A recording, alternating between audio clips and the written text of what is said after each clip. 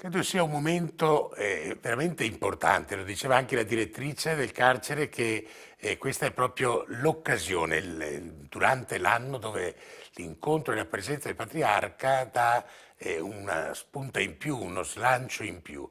Come ogni anno, il patriarca Monsignor Francesco Moraglia ha celebrato la messa natalizia per i detenuti nel carcere veneziano di Santa Maria Maggiore. I detenuti hanno pregato per chi è in attesa di un domani migliore, per tutti coloro che attendono il ritorno a casa e per i volontari e chi opera in carcere. È stata la testimonianza di un ragazzo di 26 anni che ha raccontato la sua esperienza da tossicodipendente, il percorso e anche le speranze che lui ha nel guardare il futuro con lungimiranza.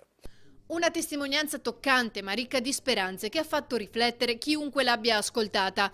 È rispettando le regole che si è uomini liberi, ha dichiarato il patriarca durante l'omelia. La nostra libertà è un dono, mi auguro che nella vostra vita potrete trovare quel bene che vi portate dentro.